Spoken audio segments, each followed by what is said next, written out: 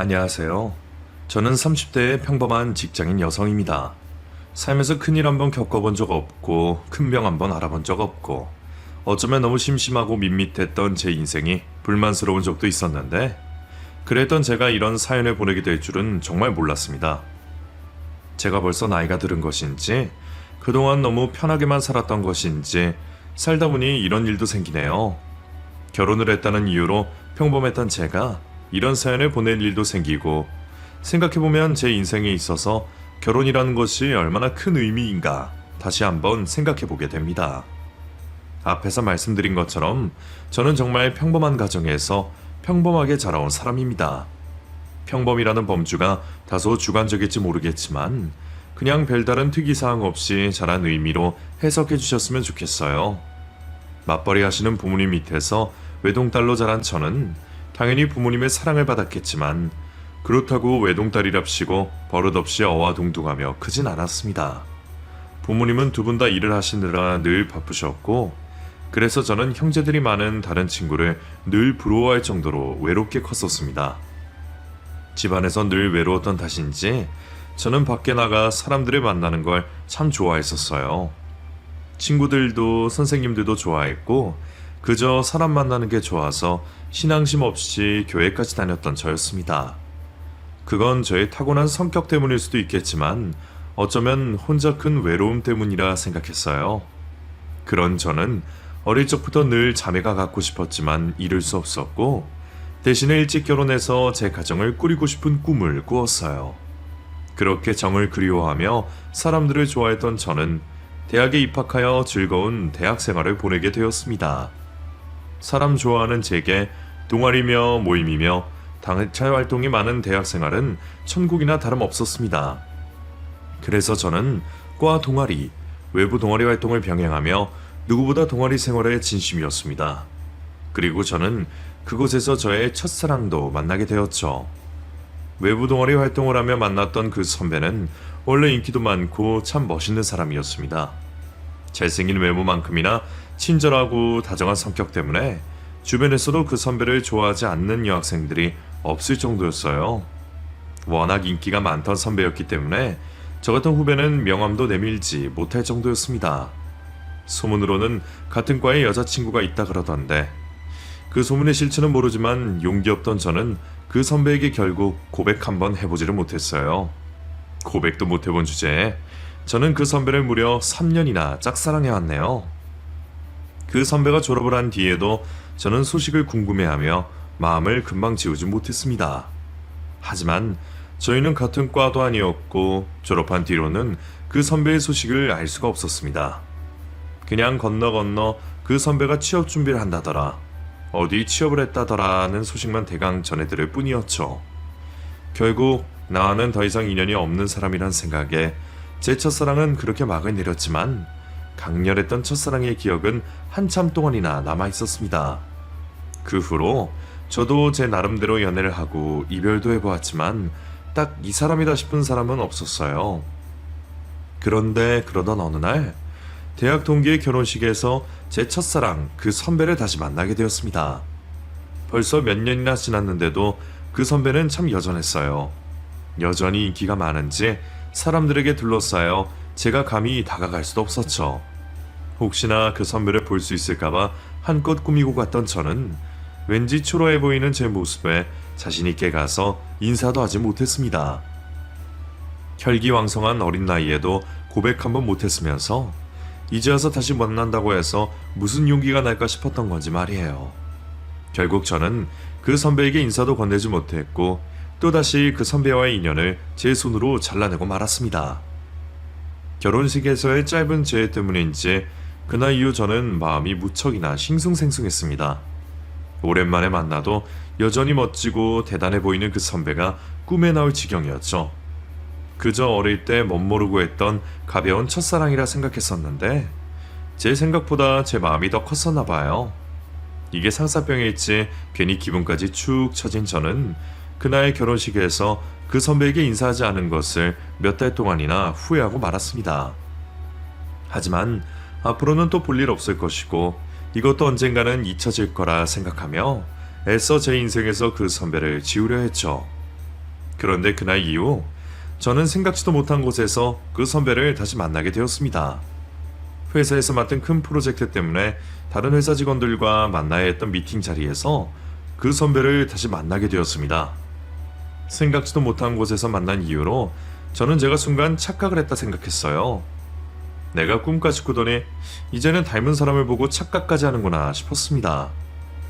그래서 반가워하지도 못하고 얼떨떨하니 서 있었죠. 그리고 사실 벌써 졸업한 지 몇 년이나 지났는데 그 선배가 저를 알아봐 줄 거라 생각하지도 못했어요. 그 선배야 유명하고 대단했지만 선배에게 저는 그저 발에 채일 만큼 흔하고 평범한 후배 중 하나일 뿐이었을 테니까요. 혹시 이지혜 씨? 예? 어머, 저희 지혜 씨를 아세요? 뭐야, 지혜 씨 아는 분이셨어? 너 정말 지혜 맞구나. 제가 먼저 그 선배를 알아차리기도 전에 저를 기억하지도 못할 거라 생각했던 그 선배가 먼저 제 이름을 불러주었습니다. 저는 너무 놀라서 바보처럼 얼이 빠져 있었죠. 아마 그 순간이 제가 또 한 번 그 남자에게 반했던 순간이 아닐까 싶네요. 저는 여전히 얼떨떨해 있었고 선배가 먼저 저를 반겨주며 학창시절 이야기를 꺼내주었습니다. 저희 같은 대학 출신이에요. 전공은 달랐는데 지혜랑 제가 같은 동아리 활동을 했었거든요. 졸업하고는 처음 보는데 반갑다 지혜야. 나 기억해? 나 오성민이야. 그날 성민 선배는 제가 반갑다며 저녁 약속을 잡았고 저희는 몇 년 만에 재회를 하며 따로 이야기를 나누게 되었습니다. 대학생활 하면서도 단 둘이 있어 본 적은 한 번도 없었는데 졸업하고서 회사 일로 만나서야 이렇게 마주 앉게 되다니 인연이란 참 묘하다는 생각이 들더라고요. 저는 저희가 전공이 달랐다는 이유로 이렇게 다시 만나게 될 줄은 한 번도 생각해 본 적이 없었는데 역시 사람 일이란 어떻게 될지 모르는 건지 제게는 그날의 재회가 운명처럼 느껴졌었습니다. 그날 저희는 참 많은 이야기들을 나누었고 프로젝트가 끝난 후에도 연락을 주고받게 되었어요. 신기하게도 다시 만난 성민 선배는 원래 이런 성격이었나 싶을 정도로 색다른 느낌이었습니다. 어쩌면 내가 그 사람을 너무 멀게만 생각했던 건 아닐지 직접 겪어보니 선배는 제 생각보다 편한 사람이었어요. 덕분에 저도 조금 긴장을 풀고 좋은 선후배 사이로 선배를 대하려 했지만 이상하게 자꾸만 개인적인 약속을 잡는 성민 선배를 보며 괜한 기대를 품기도 했습니다. 선배가 나한테 마음이 없을 거라는 걸 알면서도 자꾸 전시를 보자거나 영화를 보자거나 이런저런 약속을 잡는 걸 보면 저도 모르게 분에 넘치는 상상을 하기도 했어요. 선배를 그저 보기만 해도 좋았던 저는 주제넘은 제 마음을 숨기며 열심히 철벽을 치곤 했습니다. 선배가 가까이 다가오려고 하면 먼저 철벽을 치고 제가 혹시나 그 선배를 좋아했다는 마음을 숨기려 엄청나게 노력하고 관심 없는 척 연기를 했죠. 나이를 그만큼이나 먹었는데도 저는 왜 용기가 없는 건지 그런 제가 바보 같기도 했지만 좋아하는 사람을 조금이나마 더 보고 싶은 마음에 어쩔 수 없는 선택이었습니다. 그런데 어느 날 선배가 저를 집에 데려다 준다 그러더니 갑자기 손을 잡아왔어요. 저는 놀라서 그 손을 뿌리쳤고 선배는 왠지 상처받은 표정이었죠. 지혜야, 혹시 내가 널 불편하게 하니? 예? 아니요. 그게 아니라 그냥 저희가 친하게 지낸다고 그래도 남녀 사이니까 괜히 오해받을까 봐요. 아, 지혜 너는 내가 그냥 학교 선배야? 그럼요? 나는 우리가 통하는 게 있다 생각했는데 내가 오해했나 보다. 미안해. 순간 저는 머리를 한 대 얻어맞은 기분이었습니다. 선배의 말은 누가 봐도 이성간이나 할 법한 이야기였어요. 그 말을 들은 저는 그제서야 처음으로 선배에게 솔직한 질문을 던졌습니다. 선배, 혹시 저 좋아해요? 당연하지. 그럼 다 큰 성인이 좋아하지도 않은 여자랑 영화 보고 데이트하니? 그럼 너는 지금까지 우리가 왜 만났다고 생각한 거야? 네, 제가 바보였습니다. 제가 철없던 시절에만 연애를 해봐서 그런지 서로 오늘부터 만나보자 통성명을 하지 않으면 그게 무슨 의미인지 알질 못했어요. 알고 보니 선배는 같이 프로젝트를 할 때부터 자기 표현을 다 했다 생각했고 일이 끝나고 꾸준히 연락을 하고 만나는 건 모두 데이트라 생각했답니다. 그래서 제가 거절하지도 않고 계속 만나주는 걸 보면서 저도 같은 마음인 줄 알았는데 제가 너무 철벽을 치기에 천천히 마음을 열어가면 된다 생각했던 거죠. 그것도 모르고 저는 그냥 착한 선배가 후배를 챙겨주는 줄만 알고 혼자 마음을 정리하고 있었고요.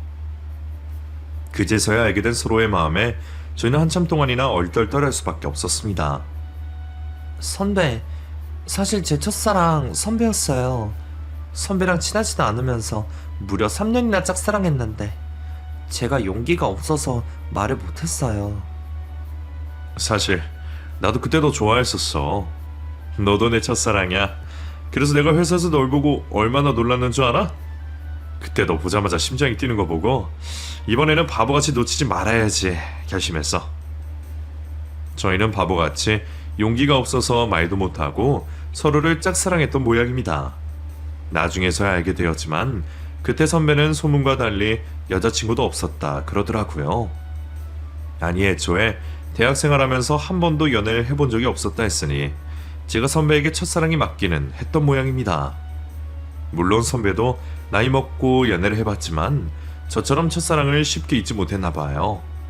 그때 한번 고백이나 해볼 걸 늘 아쉬워하면서 마음 한켠에 늘 미련을 남겨두고 있었나 봅니다. 누군가 첫사랑은 이루어지지 않는다 했는지 모르지만 저희는 돌고 돌아 이렇게 다시 만나게 되었습니다. 이 정도 만남이면 정말 인연이라고 할 수 있지 않을까요? 뒤늦게서야 마음을 고백하고 첫사랑을 이루게 된 저희는 그 후로 거의 매일을 붙어 지내며 행복한 연애를 하게 되었습니다. 늘 꿈만 꾸던 사람이 정말 내 남자친구라는 사실은 삶의 원동력이 되어줄 정도로 행복한 일이었고 완벽한 남자친구 덕분에 저는 주변 사람들의 부러움을 사기도 했습니다. 그만큼 저의 연애는 정말 행복했어요. 오빠는 제게 너무 다정했고 세심했고 제 일이라면 물불 가리지 않고 뛰어들 만큼 열성적이기도 했죠. 애초에 혼자 좋아하던 남자와 연애를 하게 되었다는 게 불가능한 일이라 생각했기에 더욱 설레고 소중했습니다. 하지만 기쁜 만큼 왠지 모를 불안도 컸어요. 제가 자존감이 낮은 탓인 건지 남자친구가 너무 완벽하다는 생각에 혹시 다른 여자들에게 뺏기면 어쩌나 불안한 마음도 있었거든요. 오빠는 한 번도 제게 여자에 대한 걱정을 끼치거나 오해를 사도록 행동한 적은 없었지만 그런 불안감은 어쩔 수 없는 저 혼자만의 걱정거리였습니다. 저도 괜히 찌질하고 의심하는 여자친구가 되고 싶지 않아서 그런 말을 입 밖으로 꺼내진 않았지만 혹시라도 이 남자가 내게 질리면 어쩌나, 나보다 더 멋진 여자가 나타나면 어쩌나 하는 고민들에 괴롭기도 했어요. 그래서 저는 2년 넘게 만나면서 결혼 이야기를 꺼내지 않는 남자친구 때문에 불안감이 더 커졌습니다.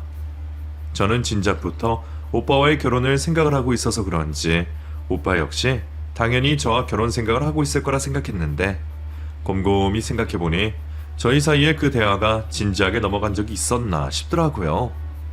저희가 연애를 하는 동안 결혼 얘기를 먼저 꺼낸 것은 늘 저였었고 그때마다 오빠는 적당히 대꾸하고 넘어갈 뿐 따지고 보면 알맹이가 남을 만큼 진지한 얘기를 나눌 일이 없다 싶었죠. 오히려 결혼 이야기가 나올 때마다 자연스럽게 주제를 돌리면서 결혼 이야기를 꺼려하는 것 같기도 했어요.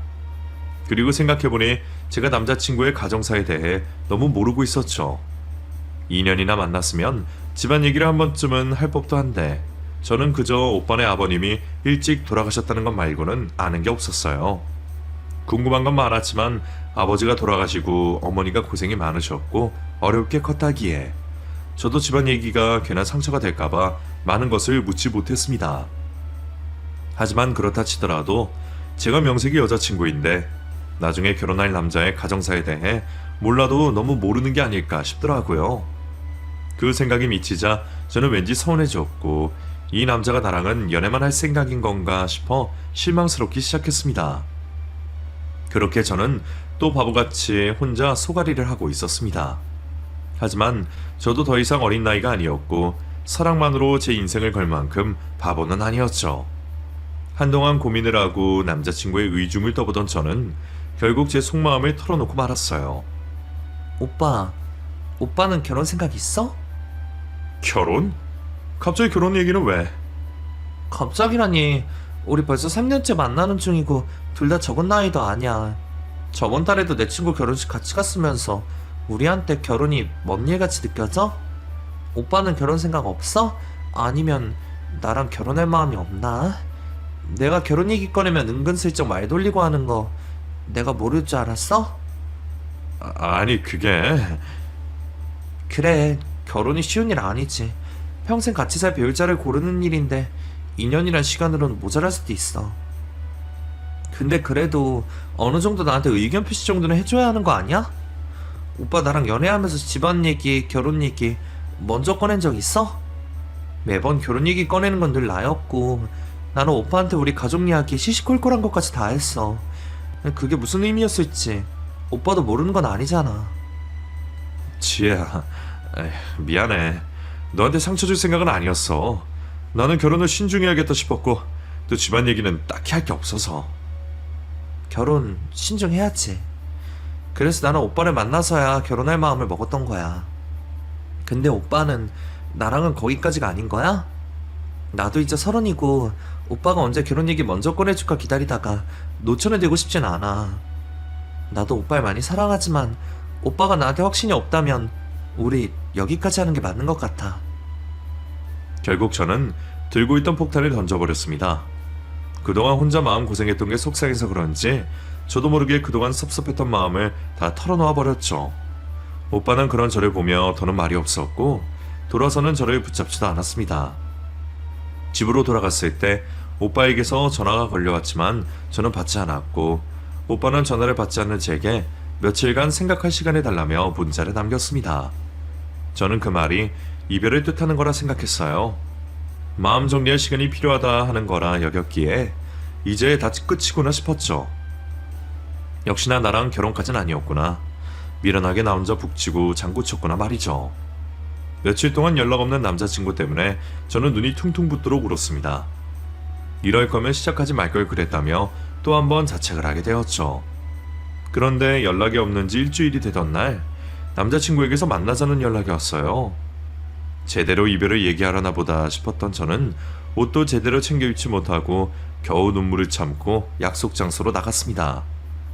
하필 헤어지는 날 우리가 자주 만나던 공원에서 약속을 잡은 그 남자의 센스에 심지어 약속 시간이 지나도 나타나질 않는 그 사람을 기다리며 저는 보자마자 욕을 해줄 생각을 했습니다. 그렇게 10분쯤 기다렸을까? 오빠는 제 뒤에서 한 손에는 꽃다발을 또 한 손에는 반지를 들고 나타났습니다. 이별을 걱정했던 저는 난데없는 프로포즈에 놀랄 수밖에 없었어요. 이게 뭐야? 우리 헤어지는 거 아니야? 우리가 왜 헤어져? 나 지혜 너랑 헤어질 마음은 추워도 없었어. 대학 시절도 그렇고 처음 사귈 때도 그렇고 이번에도 매번 내가 용기 없고 우물쭈물해서 이런 일이 벌어졌구나 싶어서 나도 많이 반성했어.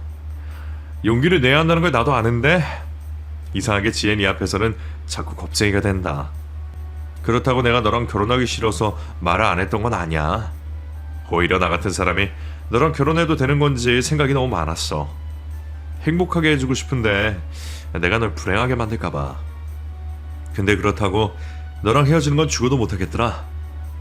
내가 지혜 너를 정말 행복하게 해줄 수 있을지도 모르고 너랑 결혼하는 게 내 욕심일지 모르겠지만 이런 나라도 좋으면 나랑 결혼해줄래?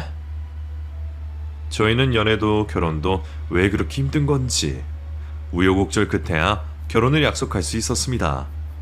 어쩌면 그래서 더 특별하고 소중한 인연이 된 것 같다는 생각이 들기도 했어요. 그렇게 눈물의 프로포즈를 받게 된 저는 그 후로 양가 집안에 인사를 드리며 결혼 허락을 받게 되었습니다. 오빠야 워낙 모난 것 없이 완벽한 사람이다 보니 저희 부모님이 당연히 좋아하실 수밖에 없으셨어요. 오히려 걱정할 것은 저였어요. 시어머니가 아버님 돌아가시고 아드님을 혼자 힘들게 키우셨으니 그런 외동아들을 얼마나 귀하게 생각하시고 그만큼 눈이 높으실까 싶어서 겁이 먼저 들었죠. 하지만 저는 예상과 달리 시어머니의 환대를 받았습니다. 지혜양, 얘기는 많이 들었어요. 성민이 저놈이 누굴 만난다길래 여러모로 걱정이 많았는데 지혜양 같은 아가씨면 내가 더 바랄 게 없겠네. 우리 성민이 데려가줘서 고마워요. 웃는 게 참 예쁘고 밝은 아가씨가 우리 집 식구로 와준다니까 너무 행복하네요. 앞으로 가족 될 거니까 불편해하지 말고 우리 잘 지내봐요. 아니에요. 제가 오빠한테 많이 부족하죠.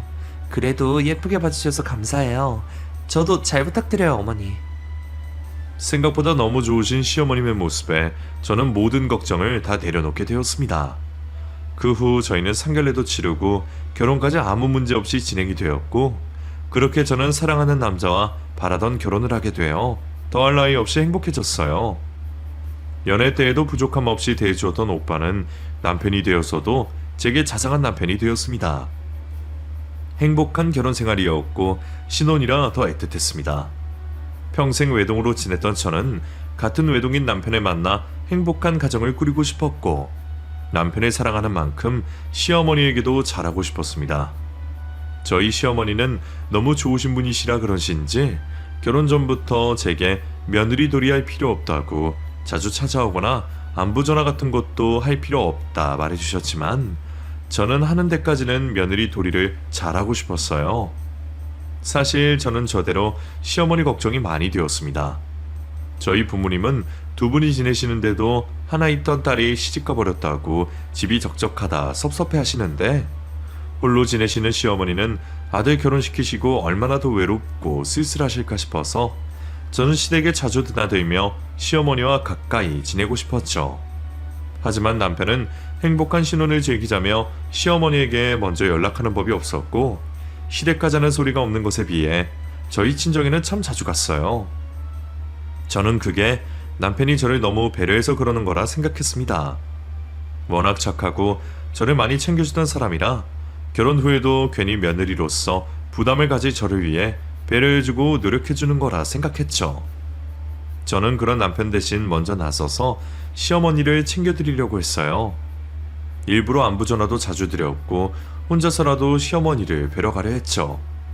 시어머니도 남편이랑 성격이 비슷하신지 저더러 자꾸만 올 필요 없다며 오지 말라 하셨지만, 저는 그런 시어머니 말씀을 개의치 않고 혼자 찾아가기로 했습니다.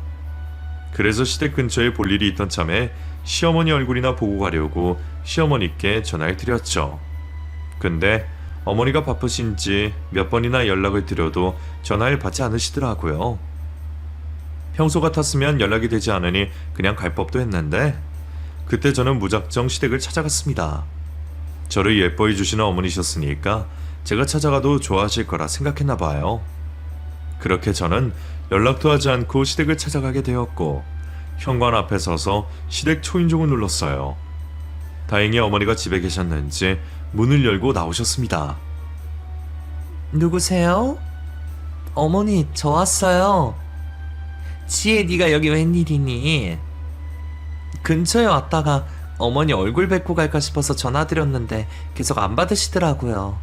그냥 갈까 하다가 어머니 뵌지 너무 오래된 것 같아서 찾아왔죠. 아니, 연락이 안 되면 그냥 갔지. 갑자기 이렇게 오면 어떡하니? 시어머니는 갑작스러운 저희 등장에 몹시 당황스러워 보이셨습니다. 집에 누가 있기라도 한 건지 저를 현관 밖에 세워두시고는 안절부절 못하셨죠. 어머니, 저 어머니 보러 온 건데 저 잠깐 들어가면 안 돼요? 어? 아니, 지금은 집도 어지럽고 좀 그런데. 그러시면 근처 카페라도 갈까요? 글쎄, 집을 비우기가 좀 그런데. 암튼 오늘은 좀 곤란하네. 다음에 성민이랑 같이 오렴. 그리고 앞으로 절대 연락 없이 오지 말거라. 알겠니? 시어머니는 저의 방문이 부담스러우셨는지 결국 저를 집으로 들이지 않고 물을 걸어 잠그시며 신신당부를 하셨습니다. 그래도 기껏 찾아온 며느리를 문전박대하시면서 제가 안에 들여다보지 못하게 하시는 이유가 있는 건지, 어머니 혼자 계신 집에 제가 못 올 일이라도 있는 건지 의아하기도 했지만, 그때는 제가 너무 불쑥 찾아와 시어머니가 당황하신 거라 생각했어요. 하지만 그날 일을 알게 된 남편 역시 저를 탓하며 방문을 자제하라 시켰습니다. 지혜야, 오늘 혼자 엄마한테 갔었다며? 왜 그랬어? 엄마가 많이 놀라셨나 보더라. 앞으로 나랑 같이 가고 혼자 그러지는 마. 아니, 나는 근처에 간 김에 어머님이랑 차라도 한잔 하려고 그랬지. 엄마가 혼자 계시니까 집이 지저분할 수도 있고 며느리한테 보여주기 싫은 게 있으실 수도 있잖아. 그러니까 앞으로는 그러지 마. 알겠지? 남편까지 저더러 혼자 시댁을 찾아가지 말라고 하더니 이후로도 저는 시어머니를 따로 만나 뵙거나 시댁에 찾아갈 수가 없었습니다. 혹시 미리 연락을 드리지 않은 게 실수였나 해서 미리 약속을 잡으려고 해도 시어머니는 그때마다 이런저런 이유로 거절하셨고 유난히도 집을 보여주기 싫어하셨습니다. 심지어 명절날에도 친정에서 보내라고 하시고 시아버지 제사도 할 필요 없다며 기일날도 아버지 계신 납골당에서 만날 정도였으니 제가 시댁을 방문했던 건 결혼 허락을 받으러 갔을 때 이후로 정말 손에 꼽을 정도였어요.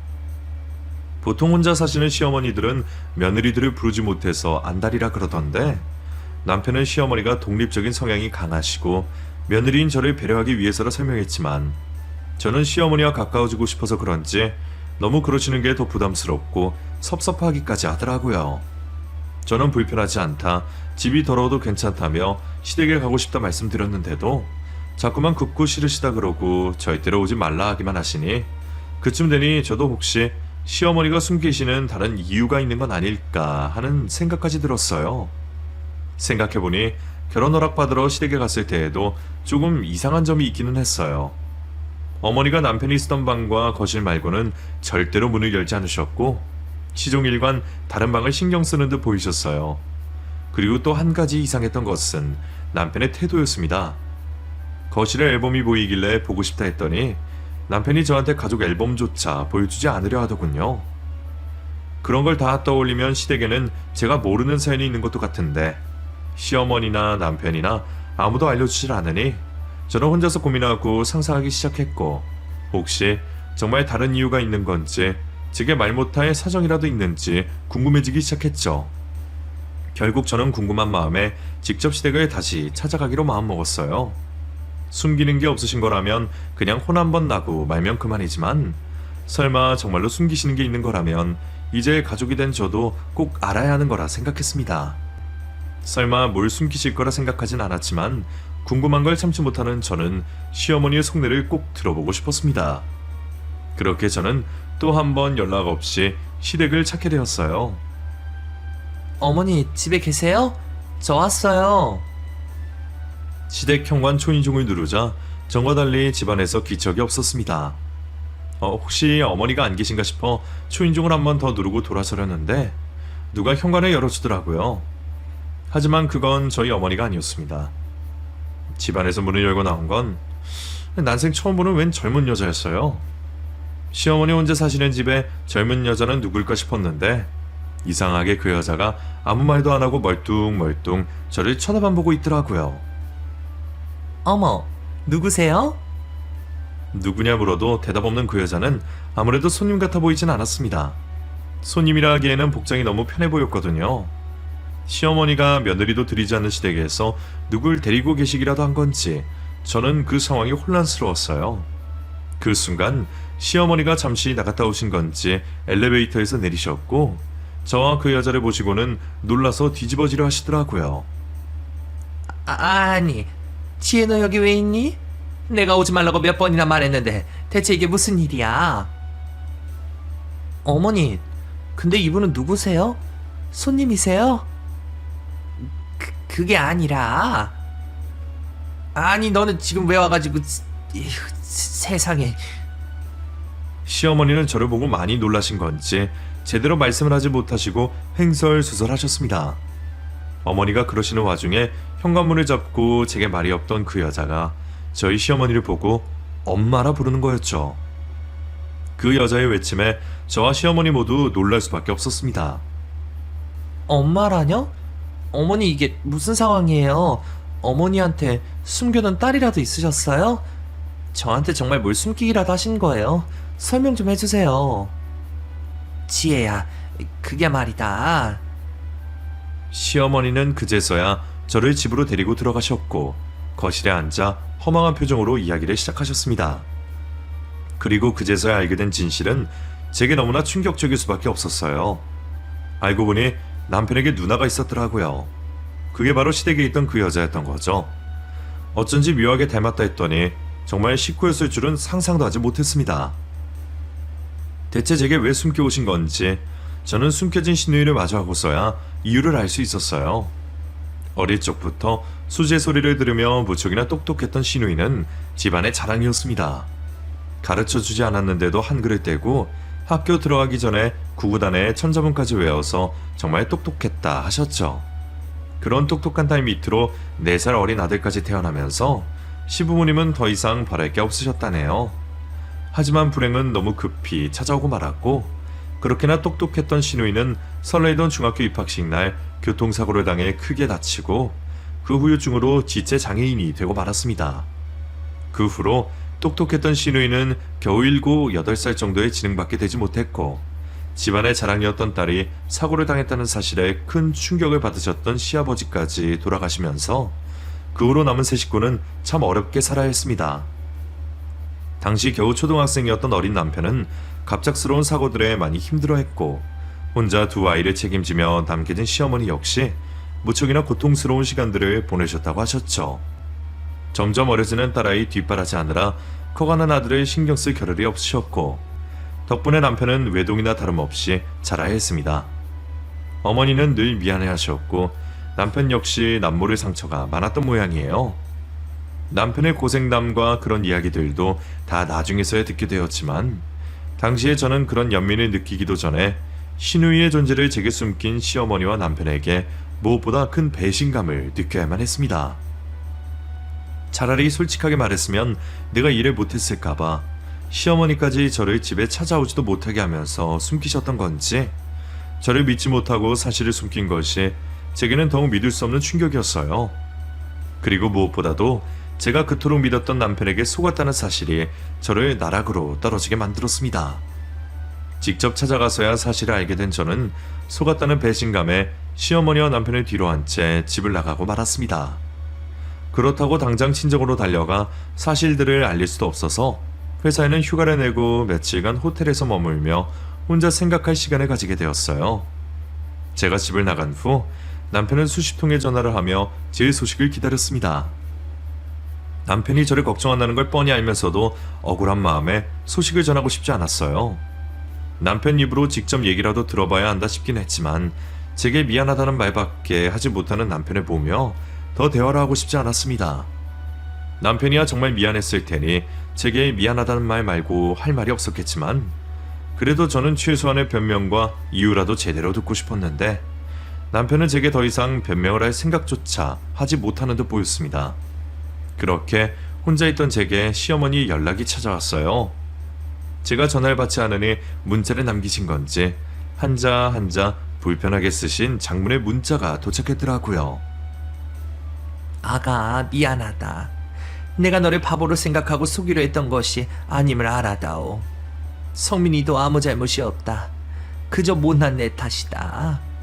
성민이, 성은이 모두 내 자식이고 내 책임인데 내가 아픈 내 딸을 너한테 짐처럼 느끼게 하고 싶지가 않아서 숨길 수밖에 없었다. 나 죽고 나면 시설에 보낼 계획이었고, 너랑 성민이한테 떠넘길 생각은 추호도 없었다. 누나 때문에 엄마 사랑도 못 누리고 평생 고생한 아들에게 마지막으로 행복할 기회를 주고 싶었다. 그래서 너에게 내 딸의 존재를 숨기고 그 아이를 없는 셈 치게 만들면 다 행복해질 거라 생각했다. 니들 둘이서만 잘 살면 행복이라 생각했기에 내가 이런 어리석은 짓을 저질렀다.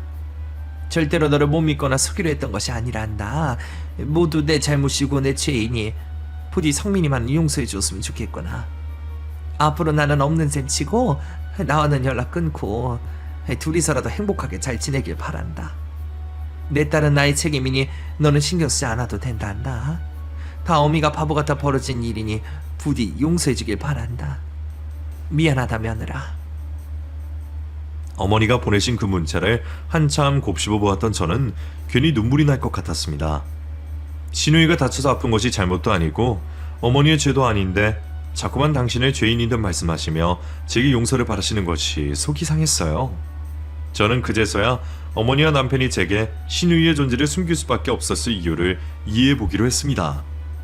만약 내가 반대의 상황이었다면 나도 당당히 밝힐 수 있었을까 생각하니 정말 쉽지 않겠다 싶더라고요. 그리고 그 일을 숨겼다는 것이 나를 기만하려 한 것은 아니라는 것을 이해할 수 있었습니다. 결국 저는 일주일 만에 다시 집으로 돌아가 남편을 마주했습니다. 그리고 남편에게서 진심으로 사과를 받을 수 있었죠. 지혜야, 미안해. 내가 다 잘못했어. 잘못됐다는 걸 알면서도 너한테 솔직하지 못했어. 나도 누나와 내 가족을 사랑하지만 누나 때문에 연애 한번 못하면서 나도 많이 힘들었었어. 누나를 챙기다 보니 내 삶은 없었고 내 사정을 이해해줄 사람이 없다 생각했어. 내 주제에 무슨 연애고 결혼인가 싶어서 다 포기하고 살았어. 그래서 너를 좋아한다고 고백도 못했고, 나도 나이 먹고 용기 내서 연애를 해봤지만 그때마다 솔직하게 말했더니 전부 도망을 가더라. 누나 얘기 말하면 엄마 돌아가시면 결국 내가 누나를 떠맡는 거 아니냐며 괜히 남 고생시키지 말고 우리 가족 불행은 우리끼리 해결하라는 거야. 그 말을 듣고 정신이 번쩍 들더라고. 아, 나는 행복하면 안 되는구나. 이런 걸 이해해달라 말하면 안 되는구나. 그래서 가족만 보고 혼자 살려고 했어. 근데 너를 다시 만나고 너를 도저히 포기할 수가 없더라. 그렇게 연애를 하게 되었고 우리 집 사정을 알게 되면 혹시나 너도 도망갈까봐 솔직하지 못했어. 네가 그럴 사람이 아닌데 내가 너를 그렇게 생각하지 못했어. 미안해, 지혜야. 이혼하고 싶으면 그렇게 하자. 너 원하는 대로 해줄게. 내가 정말 그럴까봐 걱정했어? 그게 뭐라고 숨겨. 그런 일로 상처 주고 도망가는 다른 여자들이 이상한 거지. 앞으로 나한테 한 번만 더 거짓말해봐.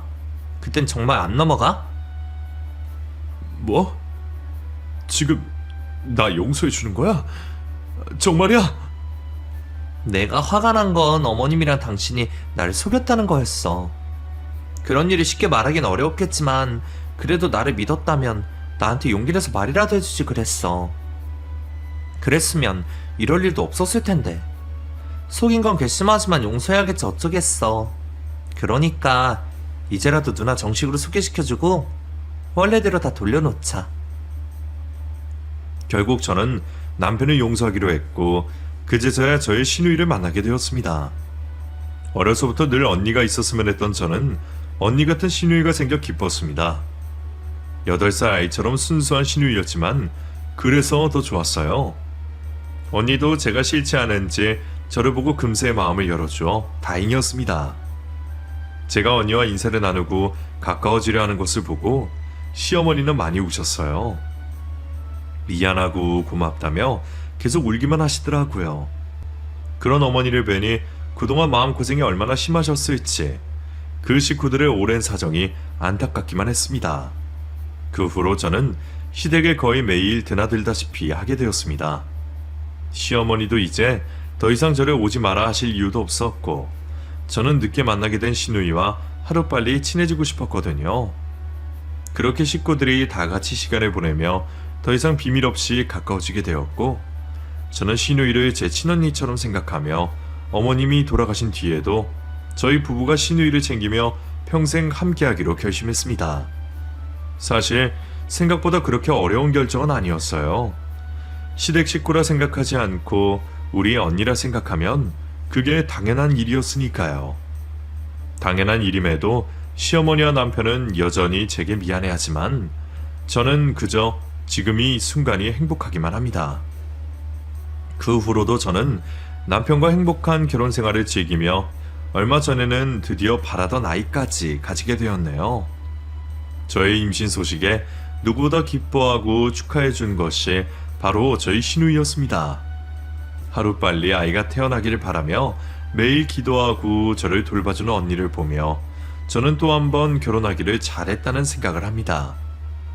앞으로 우리 가족들에게 또 어떤 고난과 시련이 닥칠지 모르겠지만 그때마다 믿음과 신뢰로 이겨내기를 바라며 제 이야기는 여기서 마치도록 하겠습니다.